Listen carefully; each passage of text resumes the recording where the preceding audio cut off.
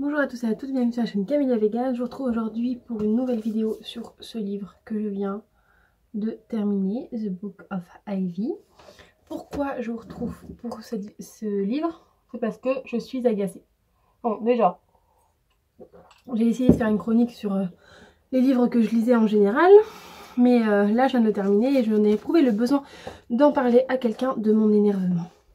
Pourquoi je suis énervée? Parce que je suis déçue de la fin. Donc ne regardez pas ce livre, cette vidéo si vous n'avez pas lu le livre, parce que je vais spoiler, je pense que je vais spoiler quelques parties du livre et la partie principale de la fin. Donc si vous n'avez pas lu ce livre et que vous comptez le lire, ne regardez pas la vidéo. Donc qu'est-ce qui se passe?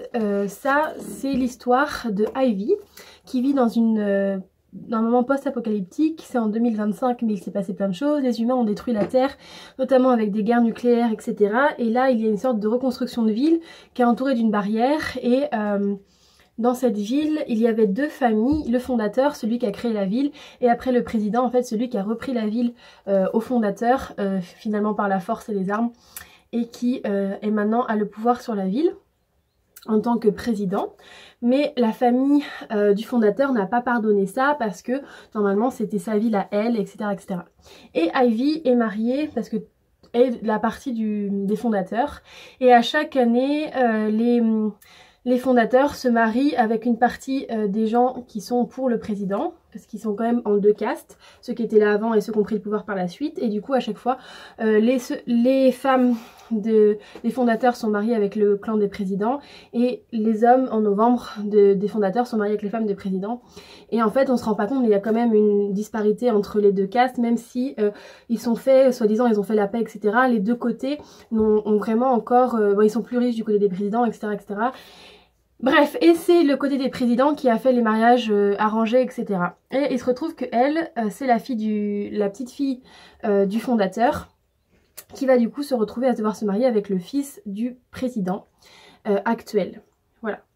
Et ce qui se passe, c'est qu'elle est complètement contre les mariages arrangés, et sa famille a envie de reprendre le pouvoir, etc. car elle n'a pas accepté que le président prenne ce pouvoir-là.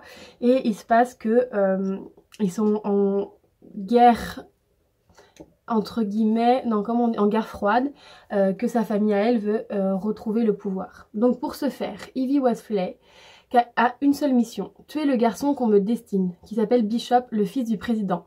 Je me prépare pour ce moment depuis toujours, peu importe mes sentiments, mes désirs, mes doutes, car les espoirs de toute une communauté reposent sur moi.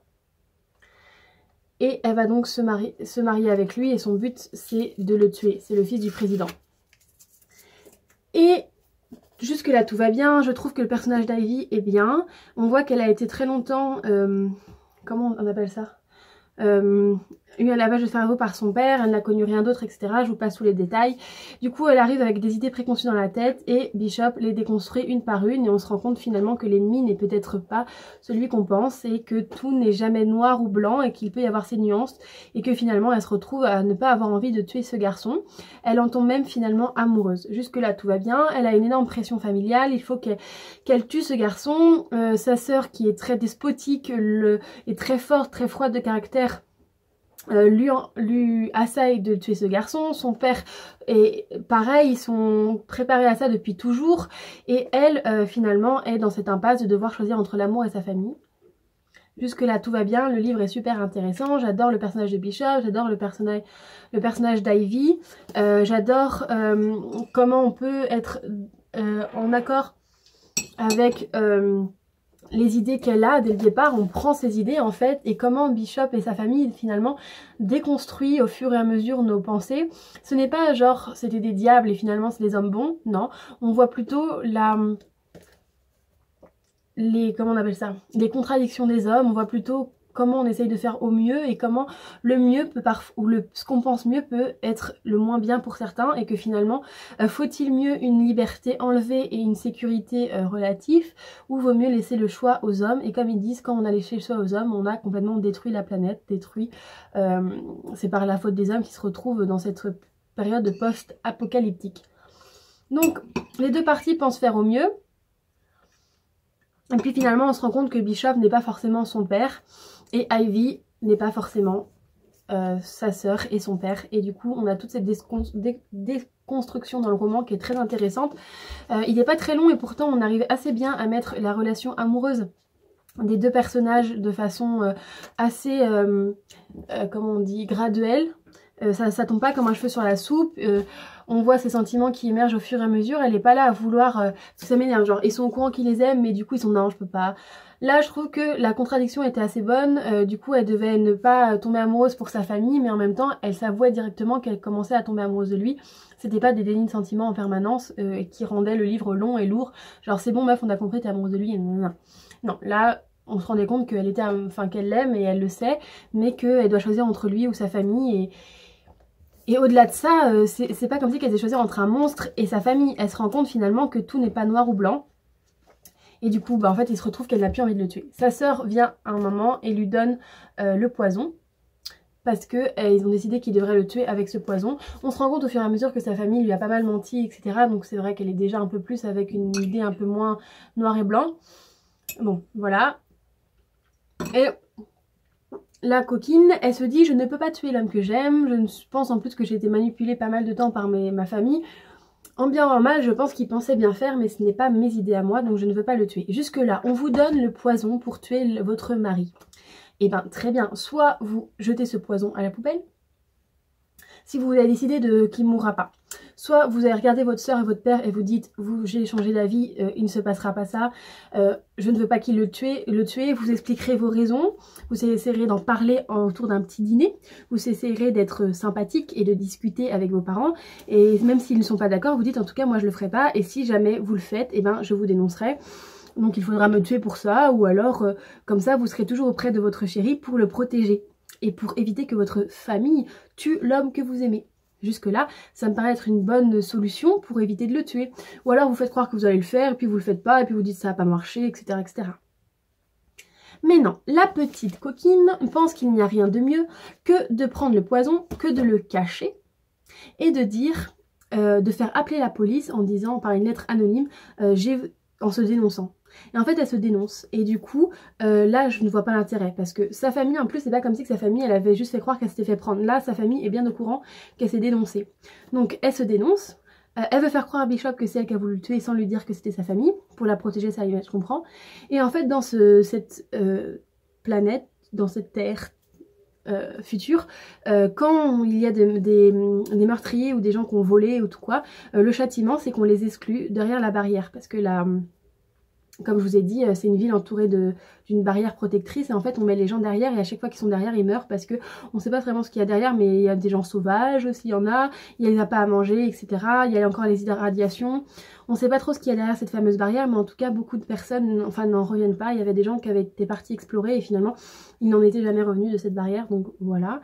C'est un peu la condamnation à mort, si on revient on se fait exécuter.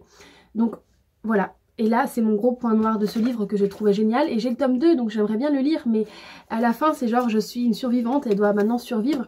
Mais en fait ce qui m'agace c'est de me dire mais pour quelle raison logique et plausible la petite demoiselle s'est dénoncée gratuitement en pensant et que comme ça le mec qu'elle aime il pense qu'elle a voulu la tuer et comme ça elle se barre derrière la barrière parce que déjà elle va mourir, bon normalement elle devrait mourir et en plus de ça elle laisse comme ça sa sœur et son père en totale liberté pour trouver un autre plan pour tuer et pour revenir au pouvoir. Et comment protéger la personne qu'on aime si on n'est plus à ses côtés, je trouve ça un peu bancal. Alors elle a dit que du coup, vu qu'ils ont elle a déjoué les plans de sa sœur et de son père, ils vont pas trouver un moyen avant un moment, que ce soit sans qu'ils soient soupçonnés de tuer le jeune homme et son père. En fait ils veulent tuer d'abord le jeune homme et ensuite le président, comme ça il n'y aura plus personne et que son père pourra reprendre... là où il était arrêté du pouvoir. Mais moi ce que je comprends pas c'est pour quelle raison tu fais ça cocotte, parce que maintenant tu seras morte, Kali elle s'appelle sa sœur et ton père vendront toujours le pouvoir, donc à quel moment en t'étant dénoncé que toi tu voulais les tuer sans dénoncer ta famille en plus, du coup t'as laissé les meurtriers avec la personne que tu aimes qui en plus te déteste. Et toi en plus tu vas mourir. Donc je trouve que c'est complètement illogique. Alors la fille elle a 16 ans. Je sais qu'à 16 ans, je côtoie des enfants de 16 ans. Ils sont complètement concons dans leur tête la plupart du temps. Et il y a beaucoup d'immaturité. Je sais pas une généralité. Il y a des gens très intelligents mais il y a des gens de 16 ans qui sont un peu immatures. des nanas là que je peux connaître qui sont un peu immatures. Du coup je me dis ça peut être ce genre de nana qui pourquoi pas ferait une chose aussi débile et sans fondement. Mais là pour le truc d'un livre, on devrait s'apitoyer sur le sort qu'elle s'est sacrifiée. Mais moi il y a un truc que je déteste dans les livres, mais un truc que je déteste à un point abominable, c'est les sacrifices inutiles. Elle s'est sacrifiée sans raison valable, elle s'est sacrifiée pour faire genre on sacrifie, elle s'est sacrifiée en pensant que c'est bien, mais l'auteur ne donne pas une raison valable pour laquelle elle s'est sacrifiée. Je ne sais pas si vous avez compris, elle s'est dénoncée en disant que c'est elle qui l'avait tué, du coup elle qui voulait le tuer, du coup elle s'est virée, du coup lui il se fait pas tuer par le poison, mais peut-être qu'il va se faire tuer par un couteau dans la rue que sa sœur aura fait le mois d'après. Je trouve ça complètement illogique, complètement débile, et je comprends... Ça me saoule.